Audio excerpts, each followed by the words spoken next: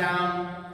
സ്നേഹവാനായ ഞങ്ങളുടെ നല്ല കർത്താവേ, സ്വർഗീയ പിതാവേ, ഒരാഴ്ചക്കാലം കൂടെ ഞങ്ങളുടെ ദൈവമായ കൃപയിലും കാവലിൽ ഞങ്ങളെ പരിപാലിച്ച് ഈ വിശുദ്ധ ദിവസത്തിന്റെ പ്രഭാതത്തിൽ പ്രകാരം ഞങ്ങൾക്ക് കൂടി വന്ന് ആരാധിപ്പാൻ തന്ന കൃപയ്ക്കായി സ്തോത്രം.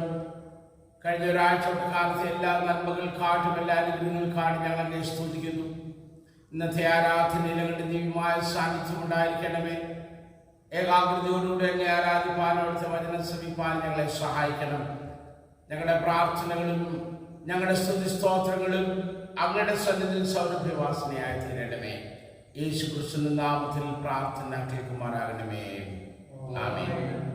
നമുക്ക് ഓരോ കീർത്തനം പാടാം.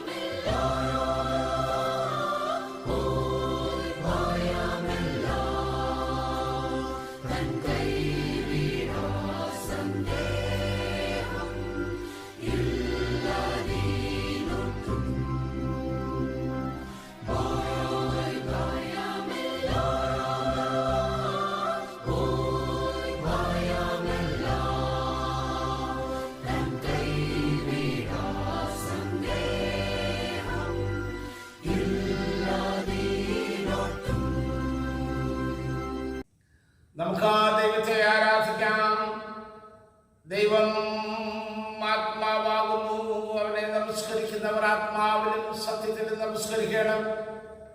നമ്മുടെ പിതാവായ ദൈവത്തിൽ നിന്നും കർത്താവായ യേശു ക്രിസ്തുവിൽ നിന്നും നിങ്ങൾക്ക് കൃപയും സമാധാനം ഉണ്ടാകട്ടെ. ഇത് യഹോവയുണ്ടാക്കിയ ദിവസം, ഇന്ന് നാം സന്തോഷിച്ച് ആനന്ദിക്കാം. കർത്താവേ, ഞങ്ങളുടെ അധരങ്ങളെ തുറക്കണമേ.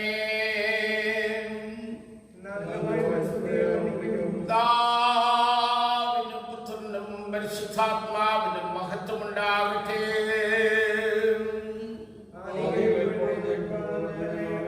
നമുക്ക് പ്രാർത്ഥിക്കാം.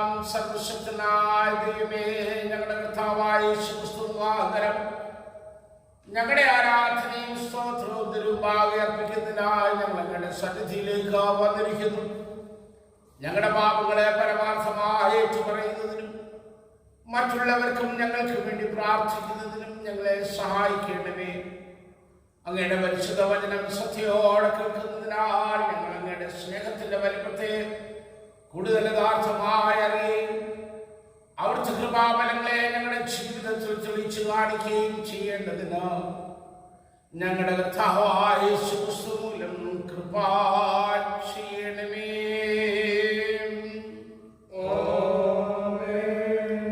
നമുക്ക് പാപമില്ല എന്ന് നാം പറയുന്നുവെങ്കിൽ നമ്മെ തന്നെ വഞ്ചിക്കുന്നു.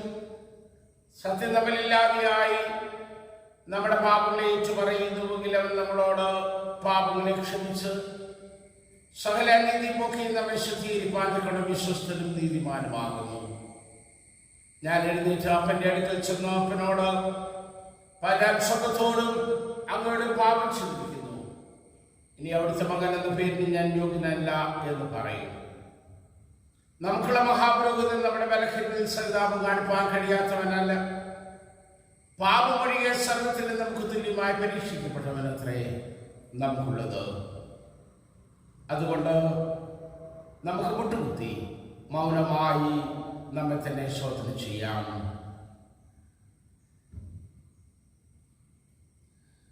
നമുക്ക് നമ്മുടെ പാപങ്ങളെ സർവശക്തനായ സർവശക്തനായ ദൈവത്തോട് വിനയമായിട്ട് ഏറ്റു പറയാം. നമുക്ക് ചേർന്ന് ചെല്ലാം.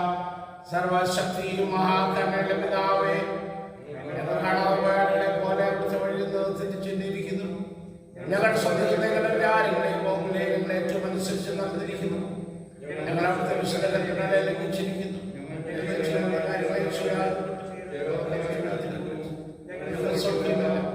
മനുഷ്യന്മാരാകട്ടെ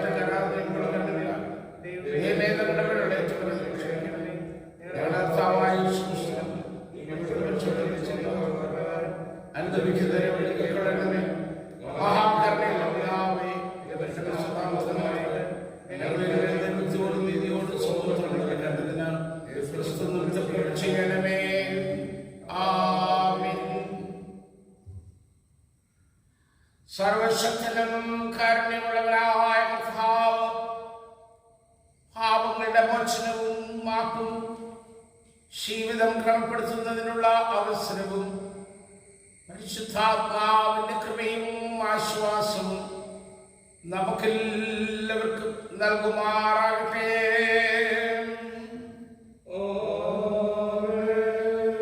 കർത്താവിനെ സ്തുതിപ്പീൻ. 100-ാം സങ്കീർത്തനം നമുക്ക് വാക്യപ്രതിവാക്യമായിട്ട് വായിക്കാം. സങ്കീർത്തനം 100. സകലാഭൂവാസികളുമായുള്ളവരെ യഹോവയ്ക്ക് ആർപ്പിടുവീൻ. സന്തോഷത്തോടെ യഹോവയെ സേവിപ്പീൻ. സംഗീതത്തോടെ അവന്റെ സന്നിധിയിൽ വരുവീൻ.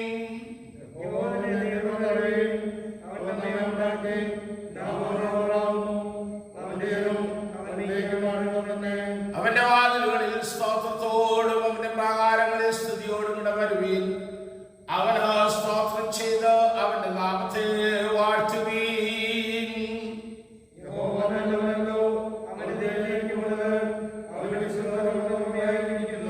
പിതാവിനും പുത്രനും പരിശുദ്ധാത്മാവിനും മഹത്വമുണ്ടാകട്ടെ.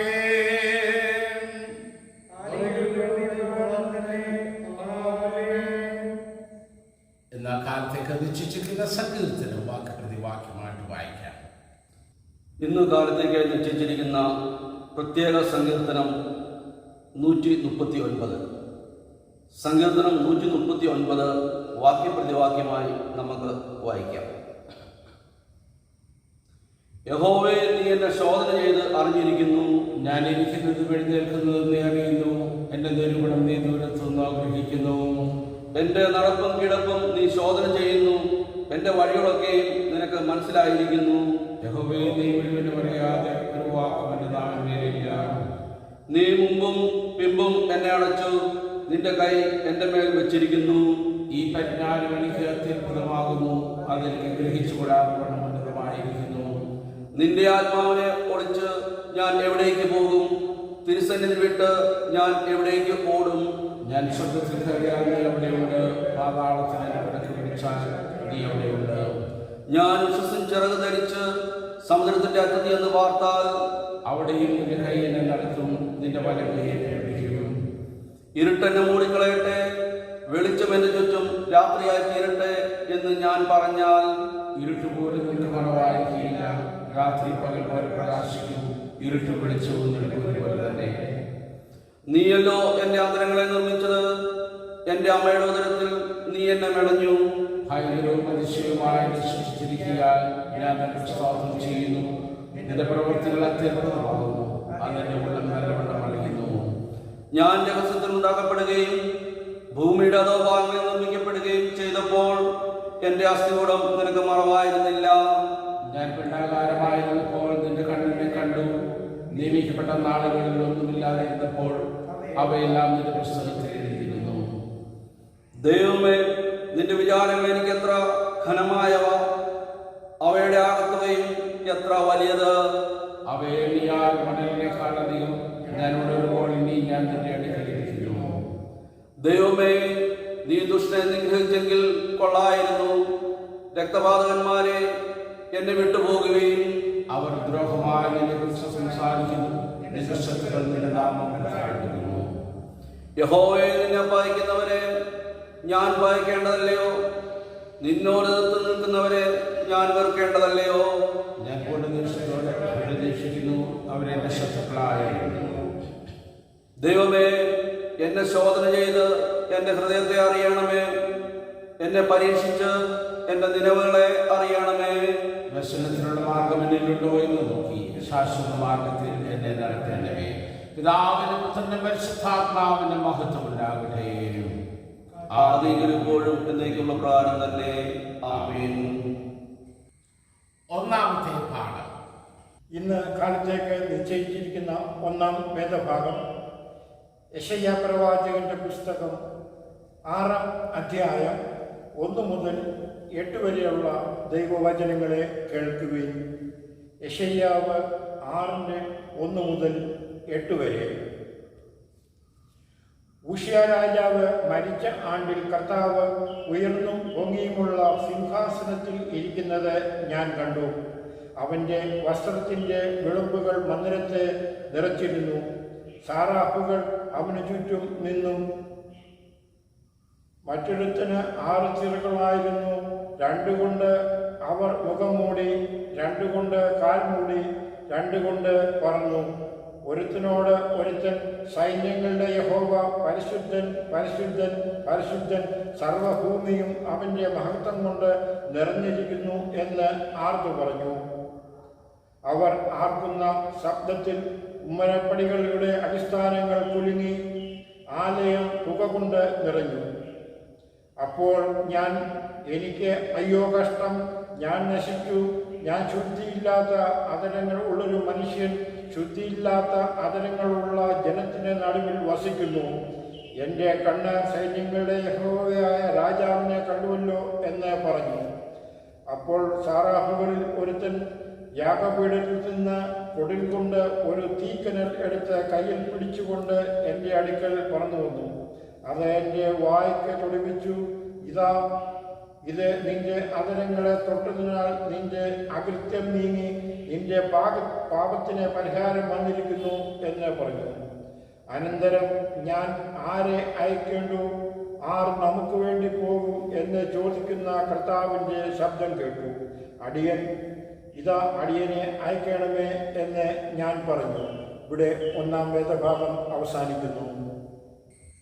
48-ാം പുറത്തുള്ള 3 വിശുദ്ധ യുവാക്കന്മാരുടെ പാട്ട് വാക്ക് പ്രതിവാക്യമാണ് വായിക്കാം. കർത്താവിന്റെ സകല സൃഷ്ടികളുമേ, കർത്താവിനെ വാഴ്ത്തുവീൻ, അവനെ എന്നും പുകഴ്ത്തി മഹത്വപ്പെടുത്തുവീൻ.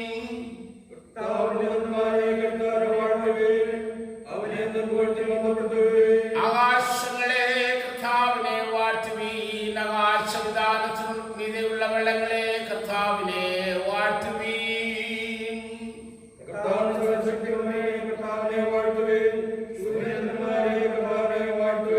ആകാശത്തിലെ നക്ഷത്രങ്ങളെ കർത്താവിനെ വാഴ്ത്തുവീൻ, മഴയും മഞ്ഞുമേ കർത്താവിനെ വാഴ്ത്തുവീൻ.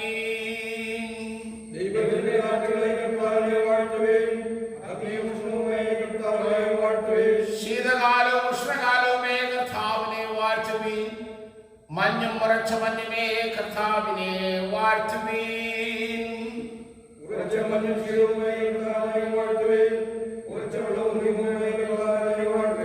രാപ്പകലുകളെ കർത്താവിനെ വാഴ്ത്തുവീൻ, ഇരുൾവെളിവുകളെ കർത്താവിനെ വാഴ്ത്തുവീൻ.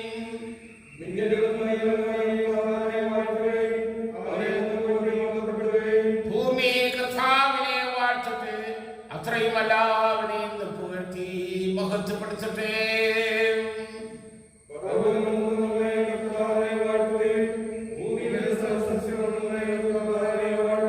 കിണറുകളെ കർത്താവിനെ വാഴ്ത്തുവീൻ, സമുദ്രങ്ങളും നദികളുമേ കർത്താവിനെ വാഴ്ത്തുവീൻ.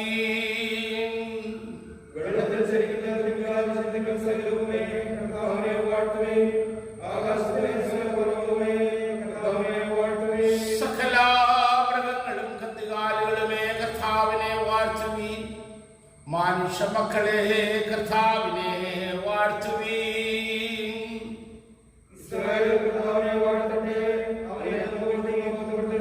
കർത്താവിന്റെ പുരോഹിതന്മാരെ കർത്താവിനെ വാഴ്ത്തുവീൻ, കർത്താവിന്റെ ദാസന്മാരെ കർത്താവിനെ വാഴ്ത്തുവീൻ.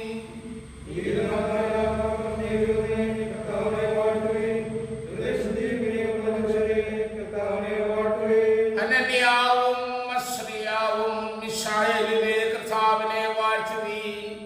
അവനെ എന്നും പുകഴ്ത്തി മഹത്വപ്പെടുത്തുവീൻ.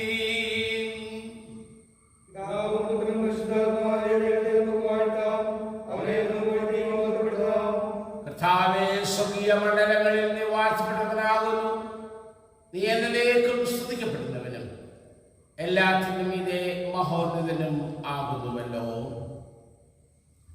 രണ്ടാമത്തെ പാഠം. ഇന്ന് കാലത്തേക്കായി നിശ്ചയിച്ചിരിക്കുന്ന പ്രത്യേക രണ്ടാം പാഠം അപ്പോസ്തലനായ പൗലോസ് തെസ്സലോനിക്കർ എഴുതിയ രണ്ടാം ലേഖനം 2-ാം അധ്യായം 13 മുതൽ 17 വരെയുള്ള ദൈവവചനങ്ങളെ കേൾപ്പിക്കുന്നു. 2 തെസ്സലോനിക്കർ 2:13 മുതൽ 17 വരെ. ഞങ്ങളും കർത്താവിന് പ്രിയരായ സഹോദരന്മാരെ, ദൈവം നിങ്ങളെ ആദ്യം മുതൽ ആത്മാവിൻ്റെ വിശദീകരണത്തിലും സത്യത്തിൻ്റെ വിശ്വാസത്തിലും രക്ഷയ്ക്കായി തിരഞ്ഞെടുത്തതുകൊണ്ട് നിങ്ങൾ നിമിത്തം ദൈവത്തെ എപ്പോഴും സ്തുതിപ്പാൻ കടപ്പെട്ടിരിക്കുന്നു. നമ്മുടെ കർത്താവായ യേശുക്രിസ്തുവിൻ്റെ മഹത്വം പ്രാപിപ്പാനല്ലോ അവൻ ഞങ്ങളുടെ സുവിശേഷ ഘോഷണത്താൽ നിങ്ങളെ രക്ഷയ്ക്ക് വിളിച്ചത്. ആകയാൽ സഹോദരന്മാരെ, നിങ്ങൾ ഉറച്ചുനിന്ന് ഞങ്ങൾ വാക്കിനാലോ ലേഖനത്തിനാലോ ഉപദേശിച്ചു എന്ന പ്രമാണങ്ങളെ മുറുകെ പിടിച്ചുകൊള്ളുകയും നമ്മുടെ കർത്താവായ യേശുക്രിസ്തു താനും നമ്മെ സ്നേഹിച്ചു നിത്യാശ്വാസവും നല്ല പ്രത്യാശയും കൃപയാലെ നൽകിയിരിക്കുന്ന നമ്മുടെ പിതാവായ ദൈവവും നിങ്ങളുടെ ഹൃദയങ്ങളെ ആശ്വസിപ്പിച്ച് എല്ലാ നല്ല പ്രവൃത്തിയിലും വാക്കിലും സ്ഥിരപ്പെടുത്തുമാറാകട്ടെ. ഇവിടെ രണ്ടാം പാഠം അവസാനിക്കുന്നു. സഭയുടെ പാട്ട് നമുക്ക് വാക്യപ്രതി വാക്യമായിട്ട് വായിക്കാം. ദൈവമേ, നിന്നെ ഞങ്ങൾ സ്തുതിക്കുന്നു. കർത്താവ് നീയാകുന്നുവെന്ന് ഞങ്ങൾ അനുസരിച്ചു കൊള്ളുന്നു.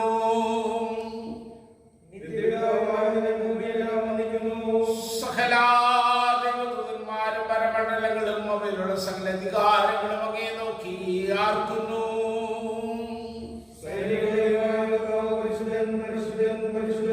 ആകാശവും അവിടുത്തെ പ്രഭാവമഹത്വം കൊണ്ട് നിറഞ്ഞിരിക്കുന്നുവെന്നോ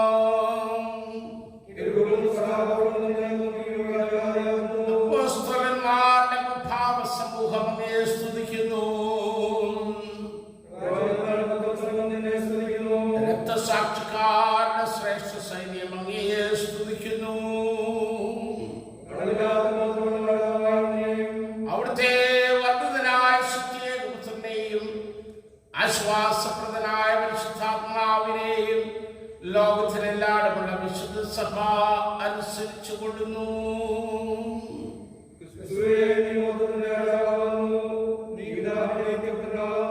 മനുഷ്യരെ രക്ഷിപ്പാൻ അങ്ങ് പരമേറ്റപ്പോൾ കന്യകയുടെ ഗർഭത്തെ വെറുത്തില്ല.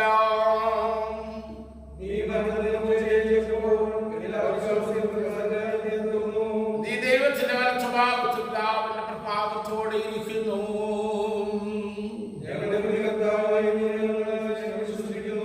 ആകയാൽ അങ്ങയുടെ വലിയൊരു രക്തം കൊണ്ട് അവിടുന്ന് വീണ്ടെടുത്തവരായ അങ്ങയുടെ അടിയാർക്ക് സഹായിക്കണമെന്നോ ഞങ്ങൾ അങ്ങയോട് അപേക്ഷിക്കുന്നു.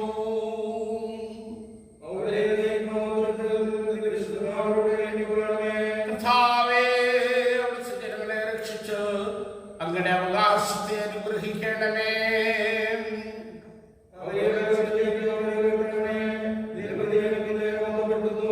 അങ്ങയുടെ നാമത്തെ കാലാവസാനം കൂടാതെ ഞങ്ങൾ വന്ദിക്കുകയും ചെയ്യുന്നു. കർത്താവേ, ഞങ്ങളോട് കരുണയുണ്ടാകണമേ. കർത്താവേ, ഞങ്ങളോട് കരുണയുണ്ടാകണമേ.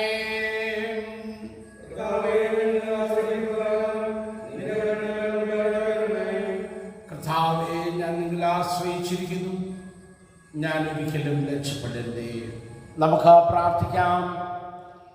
സ്നേഹവാനായ ഞങ്ങളുടെ നല്ല കർത്താവേ, സ്വർഗീയ പിതാവേ, വീണ്ടും ഒരു പ്രാവശ്യം അങ്ങയുടെ തിരുസന്നിധിയിലേക്ക് കടന്നു വന്ന് ആരാധിപ്പാൻ അങ്ങയുടെ വചനത്തിൻ്റെ മുമ്പിൽ ഇരിപ്പാൻ ഞങ്ങൾക്ക് ലഭിച്ച അവസരത്തിനായിട്ട് ദൈവത്തെ സ്തുതിക്കുന്നു. ഇന്ന് ഞങ്ങളോട് സംസാരിക്കണമേ. ഞങ്ങളുടെ ആത്മീക ജീവിതത്തിന് പുതിയ ദർശനവും പുതിയ ബലവും തരുവാൻ ദൈവത്തിൻ്റെ വചനം ഞങ്ങളോട് ഇടപെടണമേ. ദൈവത്തിൻ്റെ പരിശുദ്ധാത്മാവെ അങ്ങ് എഴുതി വെച്ച വചനം അവിടുത്തെ ആത്മാവിനാൽ ഞങ്ങൾക്ക് വിഭാഗിച്ചു തരണമേ. യേശു ക്രിസ്തുവിന്റെ നാമത്തിൽ അടികളുടെ പ്രാർത്ഥന കേൾക്കണമേ. ആമേൻ. ദൈവനാമത്തിന് മഹത്വമുണ്ടാകട്ടെ.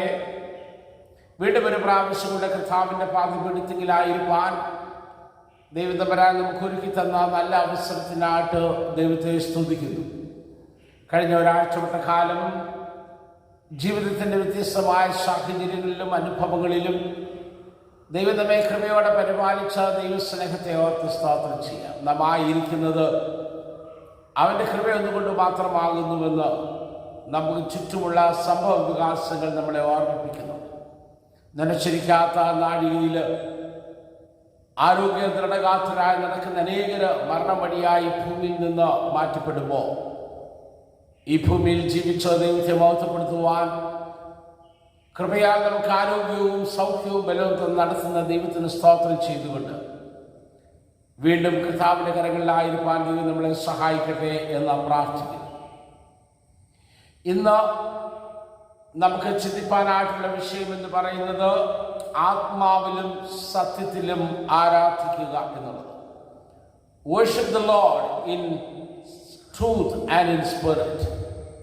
ഇത് നമുക്ക് വേദപുസ്തകത്തിൽ വാഴ്ത്തപ്പെട്ട കർത്താവ് ആദ്യമായി പറയുന്നത് യോഹന്നാന്റെ സുവിശേഷം 4-ാം അധ്യായത്തിന്റെ 24-ാമത്തെ വാക്യത്തിലാണ്. ശമര്യക്കാരി സ്ത്രീയോട് സംസാരിക്കുമ്പോൾ വാഴ്ത്തപ്പെട്ട കർത്താവിൻ്റെ സംഭാഷണ വേളയിൽ ആ സ്ത്രീക്ക് ദൈവത്തെ പരിചയപ്പെടുത്തി കൊടുത്തിട്ട് ദൈവത്തെ ആരാധിക്കേണ്ടുന്നത് എങ്ങനെയാകുന്നു എന്ന് ആ സ്ത്രീക്ക് വിവരിച്ചു കൊടുക്കുകയാണ്. ദൈവം ആത്മാവാകുന്നു. അവനെ നമസ്കരിക്കുന്നവർ ആത്മാവിലും സത്യത്തിലും നമസ്കരിക്കണം.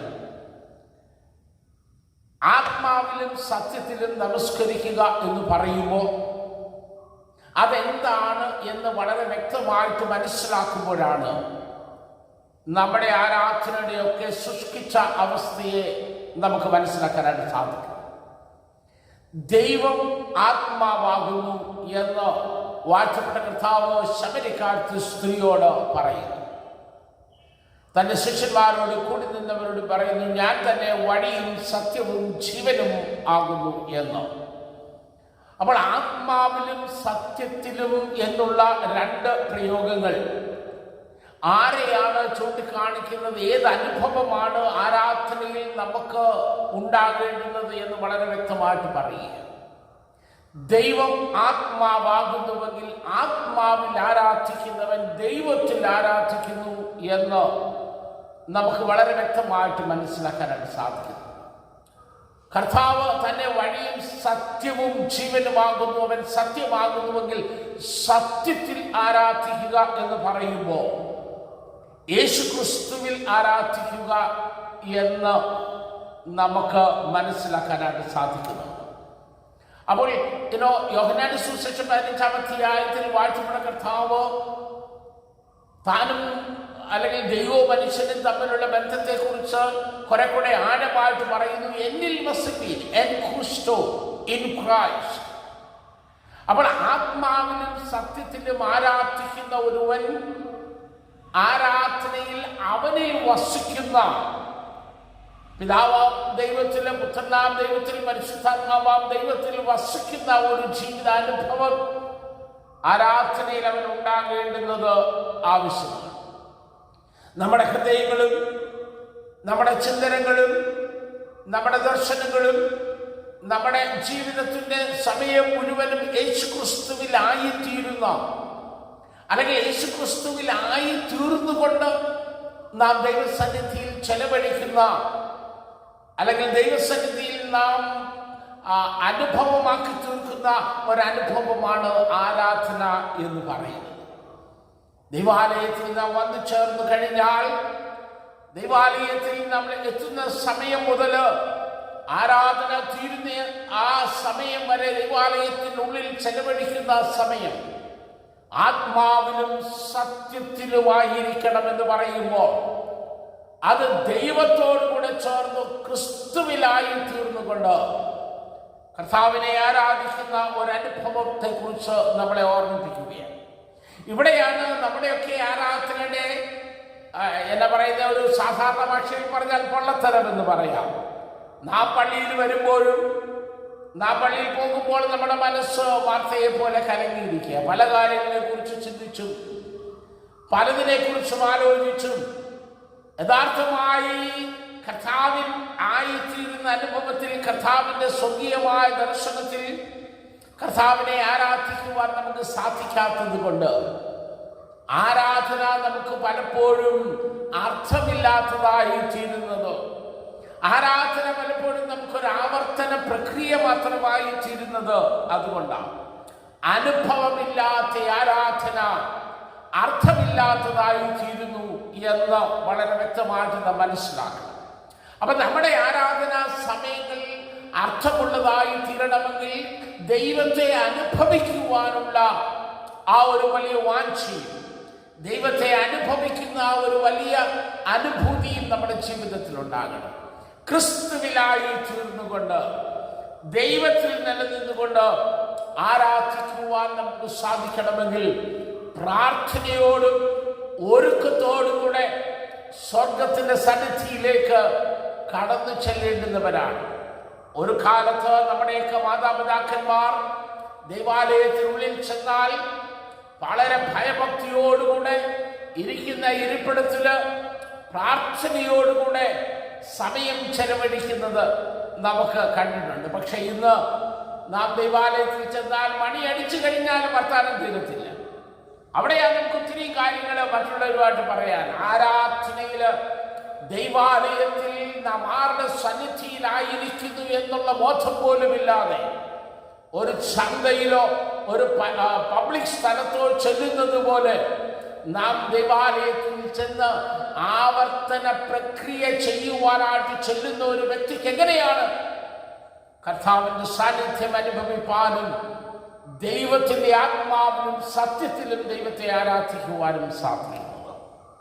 അപ്പൊ ആരാധനയുടെ അർത്ഥം നാം ഉള്ളതുപോലെ അനുഭവിക്കണമെങ്കിൽ നാം ചെല്ലുന്ന കർത്താവിന്റെ സന്നിധി ബോധത്താൽ, ആ സന്നിധി ബോധത്താൽ നിറയപ്പെടുവാൻ, to be filled with his presence, അവന്റെ സാന്നിധ്യം കൊണ്ട് നിറയപ്പെടുവാൻ നമ്മുടെ ജീവിതങ്ങളെ ഏകാഗ്രപ്പെടുത്തുമ്പോഴാണ് ആരാധനകൾ ആത്മാവിലും സത്യത്തിലും അനുഭവിപ്പാനായിട്ട് നമുക്ക് സാധിക്കുന്നത്.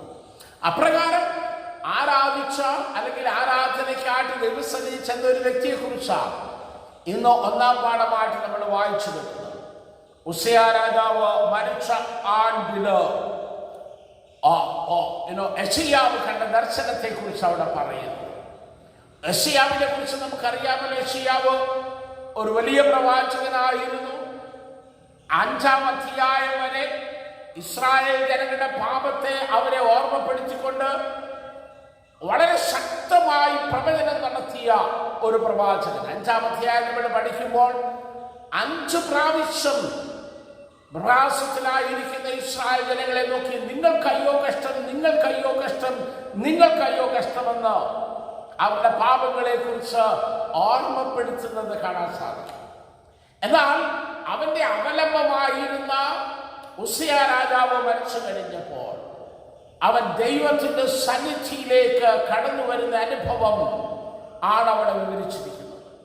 അങ്ങനെ ദൈവത്തിന്റെ സന്നിധിയിലേക്ക് അവൻ കടന്നു വന്നപ്പോൾ ഉയർന്നു പൊങ്ങി വിരിക്കുന്ന സിംഹാസനത്തിൽ ആരൂഢനായിരിക്കുന്ന സ്വർഗീയമായ ദൈവത്തിന്റെ ദർശനം കാണുകയാണ്. ദർശനത്തെ കുറിച്ച് വളരെ വ്യക്തമായിട്ട് പറയുകയാണ്. അവന്റെ വസ്ത്രത്തിന്റെ വിളമ്പുകൾ മന്ദിരത്തെ നിറച്ചിരുന്നു.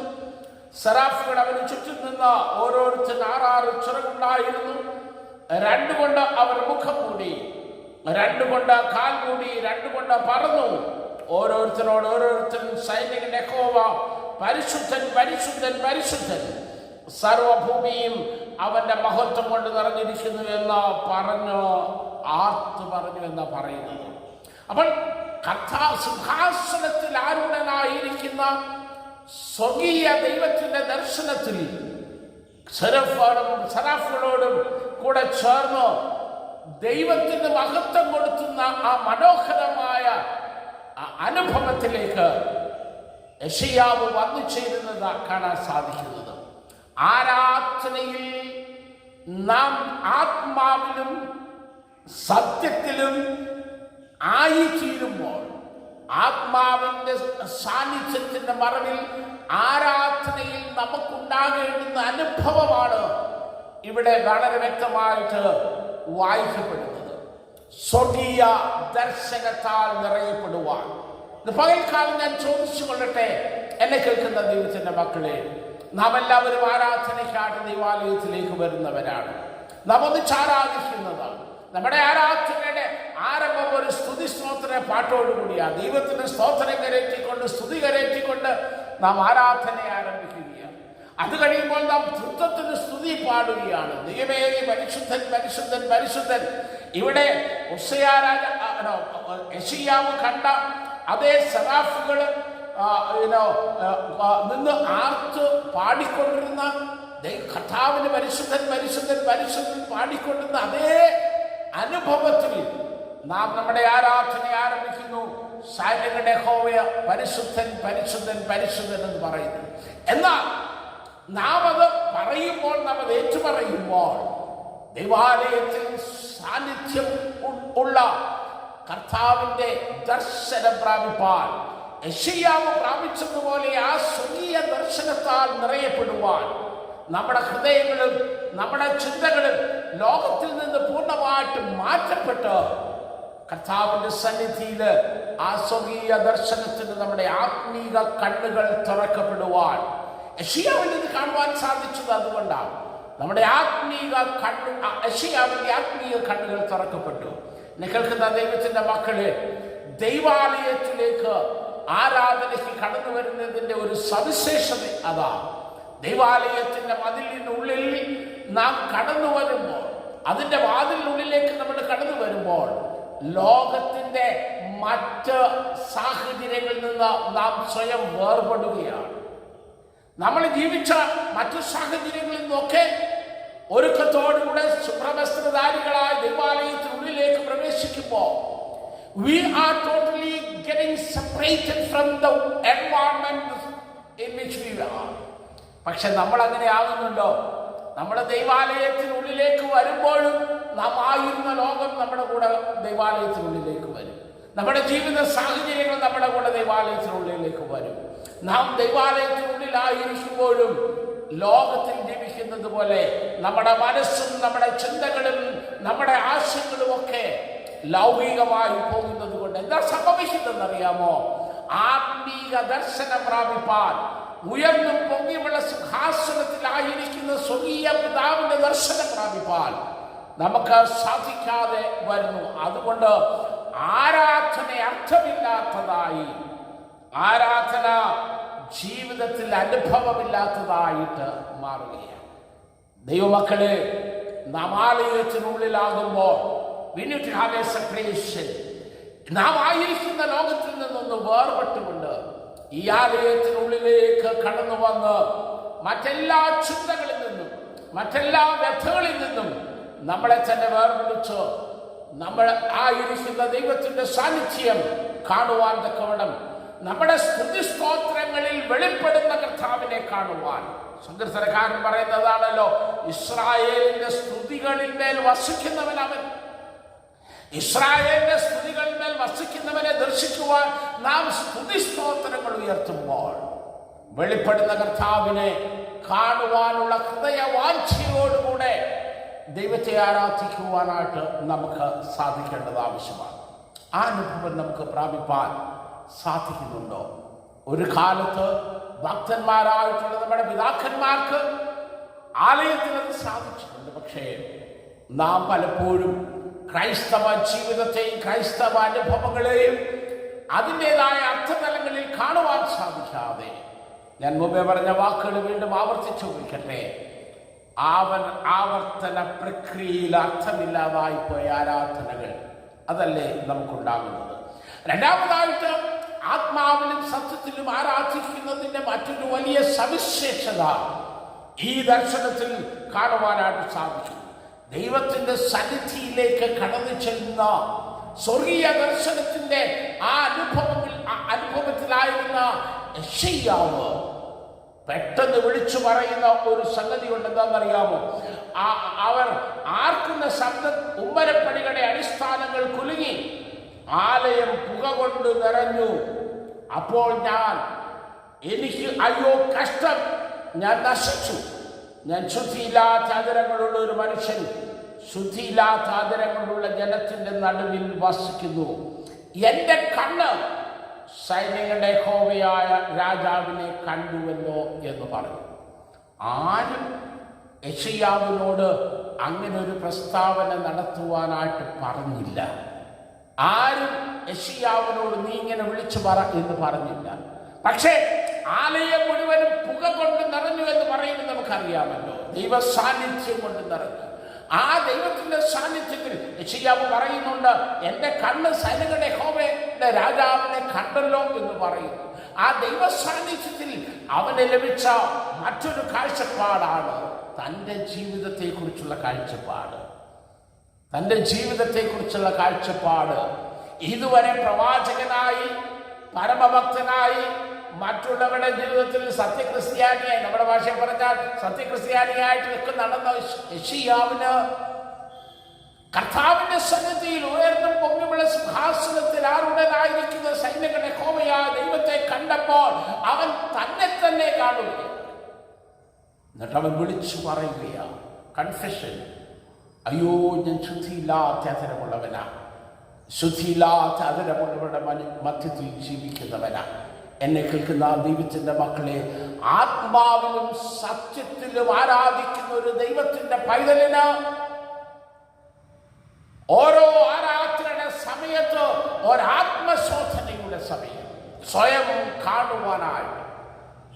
അതിന് നമ്മുടെ ആരാധനകൾ കഴിയുമ്പോൾ വേദഭാഗങ്ങൾ വായിക്കുന്നത്, നമ്മൾ 4 വേദഭാഗങ്ങൾ വായിക്കാറുണ്ട്. പഴയ നിയമം, സങ്കീർത്തനം, പുതിയ നിയമം, സുവിശേഷം. ഈ 4 വേദഭാഗങ്ങളിൽ കൂടെ ദൈവവചനം നമ്മളോട് സംസാരിക്കുകയാണ്. അത് കഴിയുമ്പോൾ പട്ടക്കാരനോ അല്ലെങ്കിൽ ആരാധനയ്ക്ക് നേതൃത്വം കൊടുക്കുന്നവരോ ആ വേദഭാഗങ്ങളിൽ നിന്ന് ദൈവത്തിന്റെ വചനം നമുക്ക് വിഭാഗിച്ചു തരികയാണ്. ആ ദൈവത്തിന്റെ വചനം കണ്ണാടി പോലെ, പത്രോസിന്റെ ഭാഷയിൽ പറഞ്ഞാൽ കണ്ണാടി പോലെ നമ്മുടെ ജീവിതത്തിന്റെ കുറവുകളെ കാണുവാൻ ആ വചനം നമ്മുടെ ഹൃദയങ്ങളിലേക്ക് പതിക്കുമ്പോൾ, ഏകാഗ്രതയോടുകൂടെ ദൈവത്തിന്റെ വചനം കേൾക്കുമ്പോൾ, പ്രസംഗകന്റെ കുറ്റവും പ്രസംഗം നീണ്ടുപോയെന്ന് പരാതി പറയുവാനുമല്ല, നമ്മളോട് സംസാരിക്കുന്ന ദൈവത്തിന്റെ വചനത്തിന്റെ മുമ്പിൽ നമ്മളെ കാണുവാൻ, നമ്മുടെ കുറവുകളെ കാണുവാൻ, നമ്മുടെ കുറവുകളെ ഏറ്റുപറയുവാനായിട്ട് നമുക്ക് സാധിക്കണം. ആത്മാവിലും സത്യത്തിലും ആരാധിക്കുമ്പോൾ ഉണ്ടാകേണ്ടുന്ന മറ്റൊരു സവിശേഷതയാണ് കൺവിക്ഷൻ ആൻഡ് കൺഫെഷൻ. ഉണ്ടാകുന്നുണ്ടോ? കേട്ടില്ലേ? ആരാധനയുടെ ഒരു ഭാഗമാണ് അച്ഛൻ പ്രസംഗിക്കേണ്ടത്. അതുകൊണ്ട് അച്ഛൻ പ്രസംഗിക്കും. ഇച്ചിരി നീണ്ടുപോയാലോ അച്ഛൻ ഇത്രയൊന്നും പ്രസംഗിക്കണ്ട, എന്തിനാ ഇത്രയും പ്രസംഗിക്കുന്നത്, ഇല്ലയോ? ആര് കേൾക്കാനാ? ഇതൊന്നും ആരും കേൾക്കത്തില്ല. അവർ കേൾക്കുന്നുണ്ടാവില്ലായിരിക്കും, അതുകൊണ്ടാണ്. പക്ഷെ മറ്റുള്ളവരൊക്കെ അങ്ങ് ബ്രാൻഡ് ചെയ്ത് ആരും കേൾക്കത്തില്ല. പക്ഷെ കേൾക്കുന്ന ദൈവവചനത്തിനായിട്ട് ദാഹിച്ചു നിൽക്കുന്ന, കേൾക്കുവാൻ താല്പര്യമുള്ള അനേക ആൾക്കാരുണ്ട്. എന്തിനാണ് നമ്മൾ പ്രസംഗിക്കുന്നത്?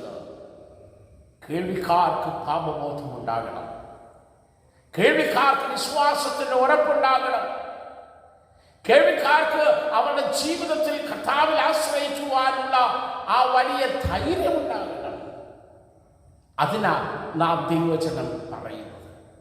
കർത്താവിന്റെ സന്നിധിയിൽ ആയ യെശയ്യാവ് തന്നെ കണ്ടതുപോലെ ആരാധനയുടെ മധ്യത്തിൽ ആയിരിക്കുന്ന ദൈവവൈതലെ, ദൈവത്തിന്റെ ആത്മാവിന്റെ ഇടപെടൽ നിന്റെ ജീവിതത്തിൽ വചനത്തിൽ കൂടെ ഉണ്ടാകുമ്പോൾ കർത്താവിനെ കണ്ടുകൊണ്ട് എൻ്റെ കുറവുകളെ ഏറ്റുപറയുവാൻ, നമ്മുടെ വീഴ്ചകളെ ഏറ്റുപറയുവാൻ, ഇത് വന്നതുപോലെ തിരിച്ചു പോകുന്നതല്ല, അല്ലെങ്കിൽ കുറെ കൂടെ മറ്റുള്ളവരുടെയൊക്കെ കുറ്റം കൂടെ പറഞ്ഞുകൊണ്ട് പോകുന്നതല്ലാതെ നമ്മുടെ ആരാധനയിൽ എന്തെങ്കിലും മാറ്റം വരുന്നുണ്ടോ?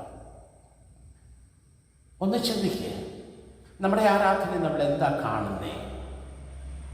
ഞാൻ ഒരിടത്ത് ആ ചോദ്യം ചോദിച്ചപ്പോൾ വളരെ സരസമായിട്ട് പറഞ്ഞു, അച്ഛാ കൂടിയിരിക്കുന്നവരുടെ സാരിയുടെ കളറ് കാണും, അതിൻ്റെ വില കാണും, പിന്നെ അവർ വന്ന കാറിൻ്റെ പത്രാസ് കാണും, കാറൊക്കെ ഉപയോഗിക്കുന്ന ഒത്തിരി ഉപയോഗിക്കുന്ന സ്ഥലത്ത്. ഇതൊക്കെയാ പള്ളി വരുമ്പോൾ കാണുന്നത്. അവരെ എന്താ ധരിച്ചിരുന്നത്, അവരെങ്ങനാ വന്നത്, ഇതൊക്കെയാ കാണുന്നത്. കർത്താവിനെ കാണുവാൻ ഞാനൊന്ന് ചോദിക്കട്ടെ, ദൈവത്തിന്റെ പൈതലെ, കഴിഞ്ഞ കാലങ്ങളിൽ മൂലയിടം CSI സഭയിൽ ഒന്നിച്ചുകൂടി ആരാധിച്ചിട്ട് മടങ്ങിപ്പോയപ്പോൾ ഞാൻ എൻ്റെ യേശുവിനെ കണ്ടു എന്ന് പറയുവാൻ, എൻ്റെ കർത്താവിനെ കണ്ട സാന്നിധ്യത്തിൽ എന്നെ കാണുവാൻ എനിക്ക് സാധിച്ചു എന്ന് പറയുവാൻ നമുക്ക് എത്ര പേർക്ക് സാധിച്ചിട്ടുണ്ട്? നിത്യരാജ്യത്തിൻ്റെ അവകാശികളായി പോകുവാൻ നമ്മൾ ആഗ്രഹിക്കുന്നത്. ഞാൻ കഴിഞ്ഞ ചൊവ്വാഴ്ച സ്ത്രീജന സംഘത്തിൻ്റെ മീറ്റിങ്ങിൽ അതാ പറഞ്ഞു, ഒരു മനുഷ്യൻ സർവ്വലോകവും നേടിയാലും തൻ്റെ ആത്മാവിനെ, തൻ്റെ ജീവനെ നേടുന്നില്ല എങ്കിൽ, തൻ്റെ ആത്മാവിനെ നേടുന്നില്ല, അവൻ എന്താ പ്രയോജനം? 365 ദിവസവും പള്ളി വന്നാലും, പള്ളി കൊടുക്കേണ്ടതെല്ലാം കൊടുത്താലും, എല്ലാ ആത്മീയ പ്രക്രിയയിൽ കൂടെ നമ്മൾ കടന്നു പോയാലും നമ്മുടെ ജീവനെ നേടുന്നില്ല എങ്കിൽ നമുക്കെന്താ പ്രയോജനം? ഇന്ന് രണ്ടാം പാഠമായിട്ട് വായിച്ച 2 തെസ്സലോനിയർ 2-ാം അധ്യായത്തിൻ്റെ 13-ാമത്തെ വാക്യം മുതൽ വായിക്കുമ്പോൾ, നിങ്ങളെ ആത്മാവിൻ്റെ വിശുദ്ധിക്കായിട്ട് വിളിച്ചിരിക്കുന്നു എന്നാണ് പറയുന്നത്. ആ വാക്യം നമുക്ക് ഞാനൊന്ന് വായിച്ച് കേൾപ്പിക്കാം. ഞങ്ങളോ കർത്താവിൽ പ്രിയരായ സഹോദരന്മാരെ, ദൈവം നിങ്ങളെ ആദ്യം മുതൽ ആത്മാവിൻ്റെ വിശുദ്ധീകരണത്തിലും സത്യത്തിൻ്റെ വിശ്വാസത്തിലും രക്ഷയ്ക്കായി തിരഞ്ഞെടുത്തിരിക്കുന്നത് കൊണ്ട് നിങ്ങൾ നിമിത്തം ദൈവത്തെ എപ്പോഴും സ്തുതിപ്പാൻ കടപ്പെട്ടിരിക്കുന്നു. Are we getting sanctified by the Spirit of God? അതാ ക്രിസ്ത്യൻ ജീവിതത്തിൻ്റെ അനുഭവം. അതാണ് നമ്മളെ നിത്യരാജ്യത്തിൻ്റെ അവകാശിയാക്കി തീർക്കുന്നത്. കാരണം ആ വാക്കിന് മുമ്പേ പറഞ്ഞ ഒരു മനുഷ്യൻ സർവ്വലോകവും നേടിയാലും തൻ്റെ ജീവനെ നേടുന്നില്ല എന്നുള്ളതിന് തൊട്ടു മുമ്പായിട്ട് കർത്താവ് പറഞ്ഞ വാക്യം ശ്രദ്ധിക്കണം. ഒരുവൻ എന്നെ അനുഗമിപ്പാൻ ഇച്ഛിച്ചാൽ അവൻ തന്നെത്താൻ ത്യജിച്ച് തൻ്റെ ക്രൂശെടുത്തുകൊണ്ട് എന്നെ അനുഗമിക്കട്ടെ എന്ന് പറഞ്ഞതിന് ശേഷമാണ് തൊട്ടടുത്ത വാക്യമാണ് ഒരുവൻ സർവ്വലോകവും നേടിയാലും. അപ്പോ ജീവനെ നേടുവാനുള്ള അടിസ്ഥാനം എന്താണെന്ന് കർത്താവ് പറഞ്ഞു? സ്വയം പരിത്യാഗമാണ്. തന്നെത്താൻ ത്യജിച്ചുകൊണ്ട് ക്രൂശെടുത്തുകൊണ്ട് കർത്താവിനെ അനുഗമിക്കുവാനുള്ള സന്നദ്ധതയാണ് ജീവനെ നേടുവാനുള്ള അടിസ്ഥാനമായിട്ട് വചനം പറയുന്നത്. ഉണ്ടായിട്ടുണ്ടോ പ്രിയമുള്ളവരെ? അതിലേക്കാണ് ഞാൻ വരുന്നത്. യെശയ്യാവ് ദൈവസന്നിധിയിൽ ആത്മാവിൻ്റെ നിറവില് സ്വർഗീയ ദർശനം പ്രാപിച്ച് അവൻ തന്നെത്താന് തൻ്റെ കുറവുകളെ ഏറ്റു പറഞ്ഞപ്പോൾ സംഭവിച്ചത് നമുക്കറിയാമല്ലോ. അപ്പോൾ സറാഫുകളിൽ ഒരുത്തൻ യാഗമെടുത്തുന്നൊരു കുടിലിന്മേലൊരു തീക്കനലെടുത്ത് കയ്യിൽ പിടിച്ചുകൊണ്ട് എൻ്റെ അടുക്കൽ പറന്നു വന്നു. അതെൻ്റെ വായ്ക്ക് തൊടുവിച്ചു. ഇത് നിന്റെ അധരങ്ങളെ തൊട്ടതിനാൽ നിന്റെ അകൃത്യം നീങ്ങി നിന്റെ പാപത്തിന് പരിഹാരം വന്നിരിക്കുന്നു എന്ന് പറയുക. ഈ വാക്യത്തിൻ്റെ അർത്ഥം നമ്മൾ ഒന്ന് മനസ്സിലാക്കണം. നിന്റെ അകൃത്യം നീങ്ങി നിന്റെ പാപത്തിന് പരിഹാരം വന്നിരിക്കുന്നു. ആരോടാ പറഞ്ഞതെന്നറിയാമോ? കഴിഞ്ഞ നാളുകളിലൊക്കെ യഹോവയ്ക്ക് വേണ്ടി പ്രവചനം നടത്തിക്കൊണ്ടിരുന്ന പ്രവാചകനോടാ പറയുന്നത്. അപ്പോ അവൻ പ്രവചനം നടത്തിക്കൊണ്ടിരുന്നപ്പോഴും അവൻ അകൃത്യത്തിലും പാപത്തിലും തന്നെയായിരുന്നു. ഇപ്പോഴാ ദൈവസന്നിധിയില അവൻ യഥാർത്ഥമായിട്ടൊരു ശുദ്ധീകരണം ഉണ്ടായത്. നമ്മുടെ പലരുടെയും അല്ല, നമ്മുടെ ബഹുഭൂരിപക്ഷം ആളുകളുടെയും അവസ്ഥ ഇത് തന്നെയാണ്. നാം പാപത്തിൽ, അതിക്രമത്തിലും പാപത്തിലും ഒക്കെ ജീവിച്ചുകൊണ്ട് ക്രിസ്ത്യാനിയാണെന്ന് പറഞ്ഞാൽ ഒക്കെ ജീവിച്ചുകൊണ്ടാണ് നമ്മൾ വിശ്വാസിയാണെന്ന് പറഞ്ഞു നടക്കും. എന്നാൽ ആത്മാവിൻ്റെ ഒരു സ്പർശനം സറാഫ് ഒരു കുടിലൊരു തീക്കനല്ലെടുത്ത് അവന്റെ വായിൽ തൊട്ടിട്ട് പറഞ്ഞു, ഇതാ നീ ശുദ്ധീകരിക്കപ്പെട്ടിരിക്കുന്നു. ആ ശുദ്ധീകരണം പ്രാപിപ്പാൻ ആത്മാവിലും സത്യത്തിലും ആരാധിക്കുന്ന ഒരു ദൈവവചനത്തിന്റെ ആത്യന്തികമായ അനുഭവമാണ് ശുദ്ധീകരണം.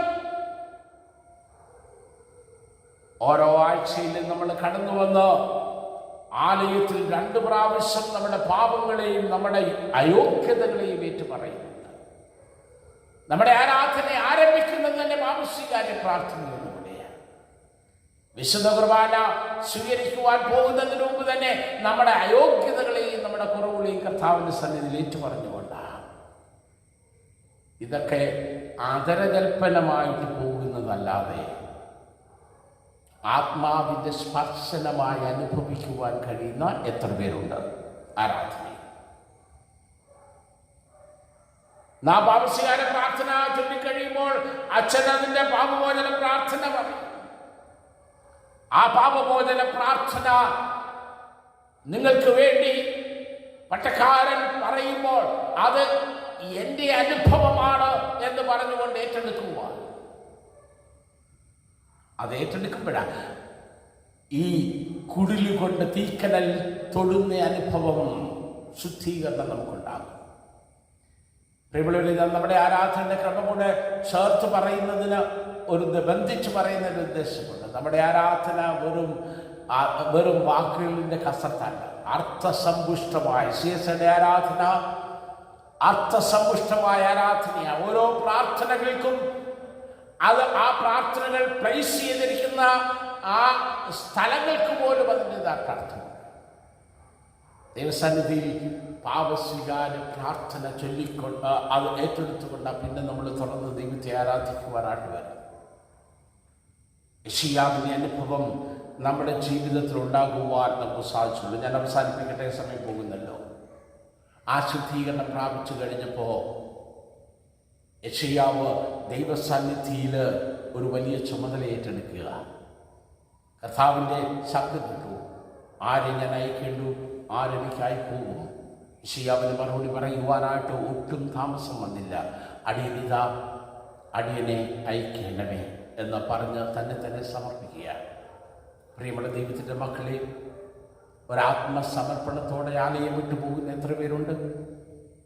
ആരാധന കഴിയുമ്പോൾ, ആരാധനയുടെ ആ ചൊല്ലുകളും പ്രക്രിയകളും കഴിയുമ്പോൾ ആത്മസമർപ്പണത്തോടുകൂടെ എന്നെ തന്നെ ദൈവകരങ്ങളിലേക്ക് ദൈവഹിതത്തിനായിട്ട് ഏൽപ്പിച്ചു കൊടുക്കുന്നു എന്ന് പറഞ്ഞുകൊണ്ട് ഈ ആലയം വിട്ടുപോകുവാനായിട്ട്. അങ്ങനെ അതിമനോഹരമായൊരു പ്രാർത്ഥന നമ്മൾ പ്രാർത്ഥിക്കുന്നുണ്ട്. വിശുദ്ധ കുർബാന കഴിഞ്ഞിട്ടുള്ള പ്രാർത്ഥന, ഞങ്ങളെ തന്നെ ജീവനും യാഗവുമായിട്ട് സമർപ്പിക്കുന്നു, അതാകുമല്ലോ ഞങ്ങൾ ചെയ്യേണ്ടത് ഏറ്റവും യുക്തമായ ആരാധന എന്നൊക്കെ പറഞ്ഞ് നമ്മൾ പ്രാർത്ഥിക്കുന്നുണ്ട്. പക്ഷേ അത് പ്രാർത്ഥനയായിട്ട് മാത്രമേ നടക്കുള്ളൂ. അങ്ങോട്ട് ഇറങ്ങിക്കഴിഞ്ഞാലും നമുക്ക് നമ്മുടെ രീതികളൊക്കെയാണ്. പ്രിയമുള്ള ദൈവത്തിൻ്റെ മക്കളെ, യെശയ്യാവ് ദൈവത്തിൻ്റെ ശബ്ദത്തിൻ്റെ മുമ്പിൽ തന്നെ ഏൽപ്പിക്കുക. ആത്മാവിലും സത്യത്തിലുമുള്ള ആരാധനയിൽ ഉണ്ടാകേണ്ടുന്ന മറ്റൊരു ജീവിതാനുഭവമാണ് അവിടെ നമുക്ക് കാണുവാൻ സാധിക്കും. നമ്മുടെ ആരാധനകൾ മാറ്റപ്പെടട്ടെ, നമ്മുടെ ആരാധനയുടെ അനുഭവങ്ങൾ മാറ്റപ്പെടട്ടെ.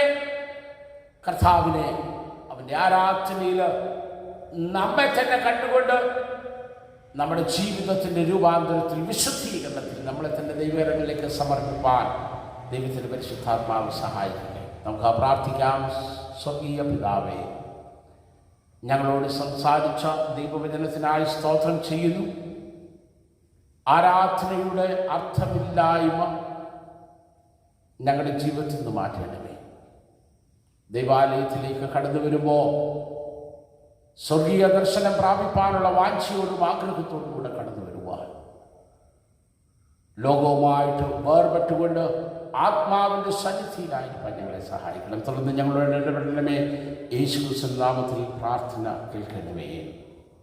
ആമേൻ. അപ്പോസ്തലിക വിശ്വാസ പ്രമാണം നമുക്കെല്ലാവരും കൂടെ ചേർന്ന് ചൊല്ലാം. സർവശക്തിയുള്ള പിതാവായി സൃഷ്ടിച്ചവനായ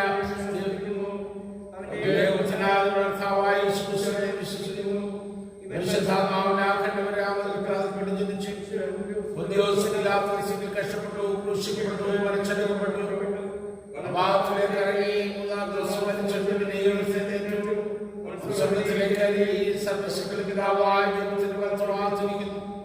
അവിടെ തന്നെയും മരിച്ചവരെയും നായകന്മാരെയും ചെയ്യും. പരിശുദ്ധാത്മാവിനെ വിശ്വസിക്കുന്നു. വിശുദ്ധ സമയത്തും വിശ്രമാണ സംസർഗത്തിലും പാപമോചനത്തിലും ശരീരത്തിലും ഉത്സാഹത്തിലും ഞാൻ വിശ്വസിക്കുന്നു. ആമേൻ. സാവധാനത്തോട് കൂടിയിരിക്കട്ടെ. കർത്താവേ, ഞങ്ങളോട് കരുണയുണ്ടാകണമേ. കർത്താവേ, ഞങ്ങളോട് കരുണയുണ്ടാകണമേ. ഞങ്ങളുടെ പിതാവേ, അവിടുത്തെ ഇഷ്ടം സ്വർഗ്ഗത്തിലെ പോലെ ഭൂമിയിലുമാകണമേ. ഞങ്ങൾക്ക് ആവശ്യമുള്ള ആഹാരം ഞങ്ങൾക്ക് തരണമേ. ഞങ്ങളുടെ കാരണങ്ങൾ ക്ഷമിച്ചിരിക്കുന്നത് പോലെ ഞങ്ങളുടെ ഞങ്ങളോട് ക്ഷമിക്കണമേ. ഞങ്ങളെ പരീക്ഷയിലേക്ക് കടത്താതെ ദുഷ്ടനിൽ ഞങ്ങളെ വിടുവിക്കണമേ. ഞങ്ങളുടെ രാജ്യവും ശക്തിയും മഹത്വവും എന്നേക്കും നിനക്കുള്ളതല്ലോ. ആമേൻ. നമുക്ക് പ്രാർത്ഥിക്കാം.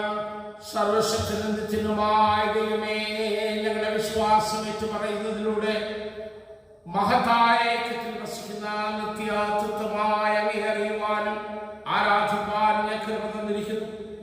ഈ വിശ്വാസത്തിലും ആരാധനയും ഞങ്ങളെ ഉറപ്പിച്ചു. നിത്യമഹത്വത്തിൽ ഞങ്ങൾ അങ്ങയെ കണ്ട് ആരാധിപ്പാനും അടുക്കിലേക്ക് തന്നെ ഞങ്ങളെ ചേർത്തുകൊള്ളേണമെന്നോ പിതാവിനോടും പരിശുദ്ധാത്മാവിനോടും കൂടെ കാലാവസാനോടെ ജീവിച്ചു വാഴുന്ന ഞങ്ങളുടെ കർത്താവായ യേശു ക്രിസ്തുവിനും ഞങ്ങൾ അങ്ങയോട് അപേക്ഷിക്കുന്നു. ആമേൻ. സമാധാനത്തിനായിട്ട് നമുക്ക് പ്രാർത്ഥിക്കാം. സമാധാനത്തിന്റെ കർത്താവും ഐക്യമത്യത്തിൽ ഇഷ്ടപ്പെടുന്നതിനുമായ ദൈവമേ, അങ്ങയെ അറിയുന്നതിൽ ഞങ്ങളുടെ നിത്യജീവനിരിക്കുന്നു. അങ്ങയെ സേവിക്കുന്നത് പൂർണ്ണ സ്വാതന്ത്ര്യമാകുന്നു. അവിടുത്തെ സംരക്ഷണയിൽ ഞങ്ങളെ ഉറപ്പോടെ ആശ്രയിച്ച് ഞങ്ങൾ യാതൊരു പ്രതിയോഗിയുടെയും ശക്തിയെ ഭയപ്പെടാതിരിക്കുവാനായിട്ട് ഞങ്ങളുടെ ശത്രുക്കളുടെ അക്രമങ്ങളൊക്കെയും അവിടുത്തെ താഴ്മയുള്ള ദാസരായ ഞങ്ങളെ ഞങ്ങളുടെ കർത്താവായ യേശു ക്രിസ്തുവിന്റെ ബലം മൂലം കാത്തുകൊള്ളണമേ.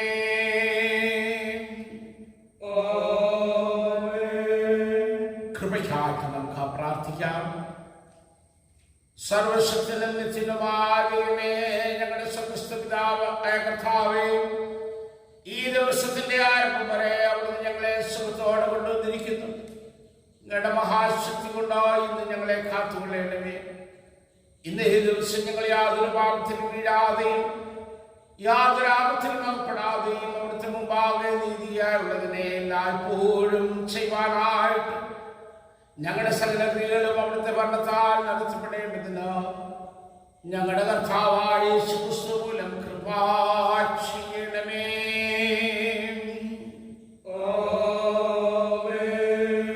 അല്പസമയം നമുക്ക് പ്രാർത്ഥനയ്ക്കായി ചെലവഴിക്കാം. ഇന്ന് നമ്മളെ കേൾപ്പിച്ച ദൈവവചനത്തിനായിട്ട് സ്തോത്രം ചെയ്യാം. ആരാധന നമ്മുടെ ജീവിതത്തിൽ ഒരു ആത്മീക അനുഭവമായിട്ട് മാറുവാൻ തക്കവണ്ണം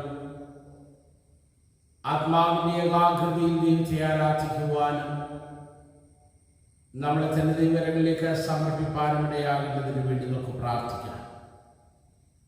കേൾപ്പിച്ച വചനത്തിനായിട്ട് സ്തോത്രം ചെയ്യാം. വിശ്വാസ ജീവിതത്തിൽ മാറ്റങ്ങൾ ഉണ്ടാകുവാൻ ഈ ദൈവവചനം ഇടയാക്കുവാനാകണമെന്ന് പ്രാർത്ഥിക്കാം. സഭയായി നമ്മുടെ സഭയുടെ എല്ലാ കുടുംബങ്ങളെയും വിവിധ ആവശ്യങ്ങളിലും അനുഭവങ്ങളിലുമായിരിക്കുന്ന പ്രിയപ്പെട്ടവരെ കർത്താവിൻ്റെ കരങ്ങളിലേക്ക് നമുക്ക് ഏൽപ്പിച്ചോ പ്രാർത്ഥിക്കാം. ഇത്രത്തോളം നടത്തിയ ദൈവം തമ്പുരാൻ തൻ്റെ ദിവ്യവിചാരണയിൽ കീഴിൽ നമ്മളെ തുടർന്നും നടത്തുമാറാകണമേ എന്ന് പ്രാർത്ഥിക്കാം. മഹാനവയോർത്ത് പ്രാർത്ഥിക്കാം. ദക്ഷിണേന്ത്യ സഭയും ഉത്തരേന്ത്യ സഭയെയും ലബോറട്ടറിമാരെയും മർത്തമാ സഭയുടെ മെത്രാപ്പൊലീത്തായെയും എല്ലാ ബിഷപ്പുമാരെയും പ്രത്യേകിച്ച് നമ്മുടെ ബിഷപ്പിനെയും കർത്താവിൻ്റെ കരങ്ങളിൽ ഏൽപ്പിച്ച് പ്രാർത്ഥിക്കാം. അവർ ശുദ്ധഹൃദയത്തോടും നല്ല മനസ്സാക്ഷിയോടുകൂടെ തങ്ങളുടെ ശുശ്രൂഷയെ നിവർത്തിക്കേണ്ടതില്ല. നമുക്ക് പ്രത്യേകമായിട്ട് പ്രാർത്ഥിക്കാം. രോഗത്തിലും ദുഃഖത്തിലുമായിരിക്കുന്ന പ്രിയപ്പെട്ടവരെ ഓർക്കാം. പ്രിയ മകളുടെ വേർപാടിലായിരിക്കുന്ന കൈപ്പുരടത്തിലെ മൊഴിയാൻ്റെയും സഹോദരിയെയും റിച്ചോയുടെ മകനെയും നമുക്ക് ഓർത്ത് പ്രാർത്ഥിക്കാം. ആശ്വാസത്തിന്റെ കരം തന്റെ മക്കളുടെ മേൽ നീട്ടി അവരെ ആശ്വസിപ്പിച്ച് ബലപ്പെടുത്തി ദൈവകൃപയുടെ ആഴത്തിൽ നിർത്തുമാറാകണമേ എന്ന് നമുക്ക് പ്രാർത്ഥിക്കാം. രോഗബാധിതരായ ഭവനത്തിൽ വിശ്രമിക്കുന്ന മണ്ണിപ്പറമ്പിലെ രാജുവിനെയും ലിസിയെയും മകനെ ഓർത്ത് പ്രാർത്ഥിക്കാം. അവർ കൊടുത്തിരിക്കുന്ന ആശ്വാസത്തിനായി സ്തോത്രം. എന്നാൽ പരിപൂർണമായിട്ടുള്ള വിടുതല, പ്രത്യേകിച്ച് പ്രിയ മകനെ ഓർത്ത് പ്രാർത്ഥിക്കാം. പൂർണ്ണ വിടുതല പ്രാപിച്ചു കർത്താവ് വലിയ ചെയ്തൊന്ന് സാക്ഷിപ്പാനിടയാക്കുമാറാകണമെന്ന് പ്രാർത്ഥിക്കാം. ഹോസ്പിറ്റലിലായിരിക്കുന്ന കീരിക്കാട്ടെ ബാബുച്ചാനെ ഓർത്ത് പ്രാർത്ഥിക്കാം. റൂമിലേക്ക് മാറ്റി തുടർന്ന് ഫിസിയോതെറാപ്പിയും മറ്റ് ചികിത്സകളും ആവശ്യമാണ്. പൂർണ്ണ ആരോഗ്യത്തോടുകൂടെ തൻ്റെ മകൻ ഭവനത്തിലേക്ക് മടങ്ങി വരുവാൻ കർത്താവ് സഹായിക്കേണ്ടതിന് വേണ്ടി നമുക്ക് പ്രാർത്ഥിക്കാം. മറ്റാരെങ്കിലും നമ്മുടെ അറിവ് കൂടാതെ രോഗികളായിട്ടുണ്ടെങ്കിൽ അവരെ നമുക്ക് ഓർക്കാം. നാട്ടകം പള്ളിയിൽ കാല് മുറിച്ച് ഭവനത്തിലായിരിക്കുന്ന ജോഷുവയെ ഓർത്ത് പ്രാർത്ഥിക്കാം. നിലവാന്റെ ആവശ്യങ്ങളിൽ കർത്താവ് വഴി തുറക്കുകയും ആ മുറിവുകളൊക്കെ ഉണങ്ങി പൂർണ്ണ സൗഖ്യം പ്രാപിച്ച് കർത്താവിനെ മഹത്വപ്പെടുത്തുവാനിടയാക്കുമാറാകണമേ എന്ന് പ്രാർത്ഥിക്കാം. ആ പള്ളിയിലെ ശുശ്രൂഷകൻ സുനിൽ സാറിനെയും കമ്മിറ്റി അംഗങ്ങളെയും മറ്റേ പ്രിയപ്പെട്ടവരെയും രോഗത്തിലും പ്രയാസത്തിലുമായിരിക്കുന്നവരെയും ഓർക്കാം. സഭയായി നമ്മൾ ചെയ്യുന്ന എല്ലാ സാധുജന സഹായ പ്രവർത്തനങ്ങൾക്കായിട്ട് പ്രാർത്ഥിക്കാം. ധാരാളം ആളുകൾ നമ്മുടെ ചുറ്റും പ്രയാസപ്പെടുന്നവരുണ്ട്. പ്രത്യേകിച്ച് കഴിഞ്ഞ ദിവസം പറഞ്ഞതുപോലെ മരുന്ന് വാങ്ങുവാൻ പ്രയാസപ്പെടുന്ന ധാരാളം ആളുകളുണ്ട്. അവർക്ക് ഒരാഴ്ചക്കെങ്കിലും മരുന്ന് വാങ്ങിച്ചു കൊടുക്കുവാൻ, നമ്മുടെ കരങ്ങൾ നീട്ടപ്പെടുവാനും അത് അവർക്ക് എല്ലാവർക്കും അനുഗ്രഹമായി കർത്താവിന് നാം മഹത്വപ്പെടുവാനിടയാക്കണമേ എന്ന് പ്രാർത്ഥിക്കും. നമ്മളെ തന്നെ ദൈവകരങ്ങളിലേക്ക് ഏൽപ്പിക്കാം. ഇത്രത്തോടെ നടത്തിയ ദൈവം തമ്പുരാൻ തുടർന്ന് നമ്മളെ നടത്തുമാറാകണമേ എന്ന് നമുക്ക് പ്രാർത്ഥിക്കാം. മറ്റ് എന്തെങ്കിലും ആവശ്യങ്ങൾ ദൈവസന്നിധി നമ്മൾ വെക്കാനുണ്ടെങ്കിൽ ആവശ്യങ്ങളൊക്കെ കർത്താവിന്റെ സന്നിധി വെച്ചുകൊണ്ട് ഒരു നിമിഷം നമുക്ക് മൗനമായിട്ട് പ്രാർത്ഥിക്കാം. കർത്താവേ, ഞങ്ങളുടെ പ്രാർത്ഥന കേൾക്കണമേ. സർവശക്തിയുള്ള ദൈവമേ, ഈ സമയത്തേക്ക് മനസ്സോടെ ഞങ്ങളുടെ പൊതുവായ അപേക്ഷകളെ കഴിപ്പാൻ അവിടെ ഞാൻ കൃപ തന്നിരിക്കുന്നു. 2-3 പേർ അങ്ങയുടെ നാമത്തിൽ കൂടുമ്പോൾ അവരുടെ അപേക്ഷ പ്രകാരം നൽകുമെന്ന് വാഗ്ദത്തം ചെയ്തിരിക്കുന്നു. ഇപ്പോൾ കർത്താവേ, ഞങ്ങളുടെ അടിയാറുടെ ആഗ്രഹങ്ങളെയും അപേക്ഷകളെയും ഞങ്ങൾക്ക് ഏറ്റവും ഉപകാരമാകണമെന്ന് വരുത്തി ഇഹലോകത്തിൽ സത്യത്തിന്റെ പരിജ്ഞാനവും പരലോകത്തിൽ നിത്യജീവനും ഞങ്ങൾക്ക് തരണമേ. 59-ാമത്തുള്ള പൊതുവിലുള്ള സ്തോത്ര പ്രാർത്ഥന ചേർന്ന് ചൊല്ലാം. സർവശക്തിയുള്ള ദൈവമേ, സകലങ്ങളുടെ പിതാവേ, അയോഗ്യരോടും സകല മനുഷ്യരോടും അങ്ങേക്കുള്ള സകല നന്മയ്ക്കായിട്ടും ആഗ്രഹങ്ങൾക്കായിട്ടും ഞങ്ങൾ മഹാബലിയും അനുഭവം സ്തോത്രം ചെയ്യുന്നു. ഞങ്ങളെ ശിക്ഷയിൽ പരിപാലിക്കുന്നു.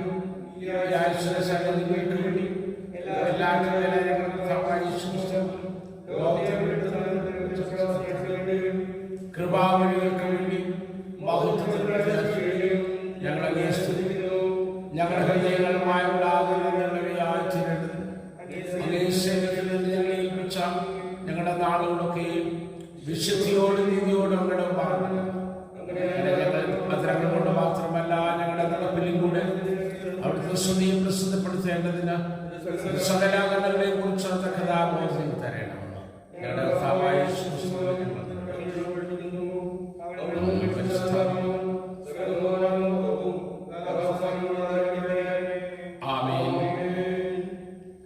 കർത്താവിന്റെ നാമത്തിൽ സ്തോത്രം ചെയ്യുന്നു. ഇന്ന് നമുക്ക് ഈ ആരാധനയിൽ ഒന്നിച്ചു കൂടി ആരാധിപ്പാൻ ദൈവം തന്ന കൃപയ്ക്കായിട്ട് ദൈവത്തിന് നന്ദിയോട് സ്തോത്രം ചെയ്യുന്നു. കർത്താവ് നമ്മളെ നടത്തുന്ന വിധങ്ങൾക്കായിട്ട് കർത്താവിന് മഹത്വം കരയറ്റുന്നു.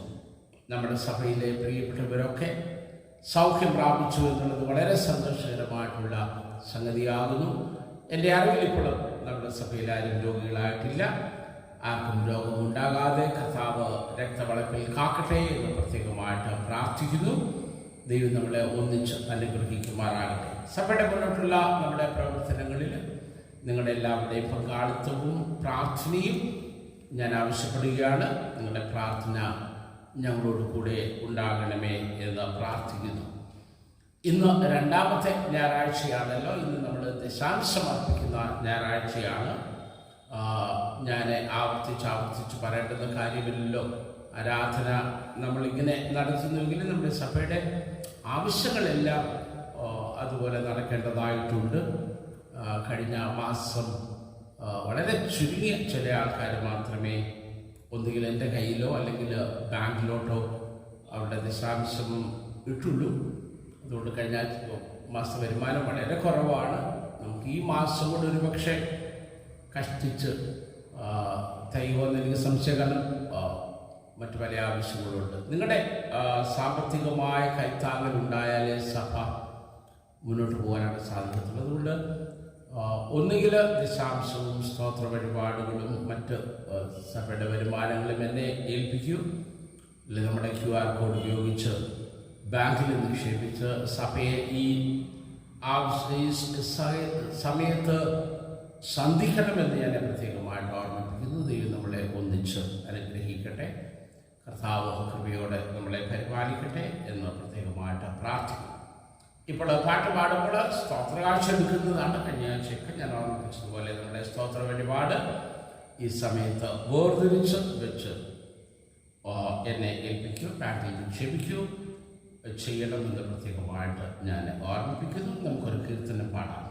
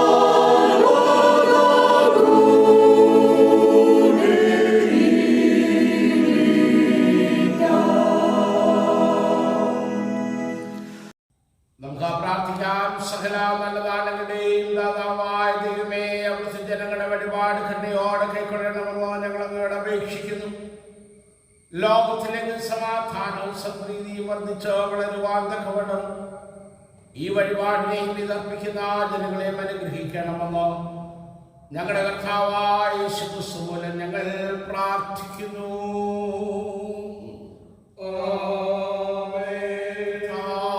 നിങ്ങളെ അനുഗ്രഹിച്ചു കാക്കുമാറാകട്ടെ. കർത്താവ് ചിലവ് നിങ്ങളുടെ മേൽ പ്രകാശിപ്പിച്ച് നിങ്ങളോട് കൃപയുള്ളവനാകട്ടെ. കർത്താവ് തിരുമുഖപ്രസാദം നിങ്ങളുടെ മേൽ ഉയർത്തി നിങ്ങൾക്ക് ഇപ്പോഴും സമാധാനം നൽകട്ടെ. ഇങ്ങനെ പിതാവും പുത്രനും പരിശുദ്ധ റൂഹായുമായിരിക്കുന്ന ത്രിയേക ദൈവത്തിന്റെ അനുഗ്രഹങ്ങളും ആശീർവാദങ്ങളും നമുക്ക് പ്രിയമുള്ളവരെ നിങ്ങളെല്ലാവരോടും കൂടെ ഇപ്പോഴും എപ്പോഴും ഇരിക്കുമാറാകട്ടെ.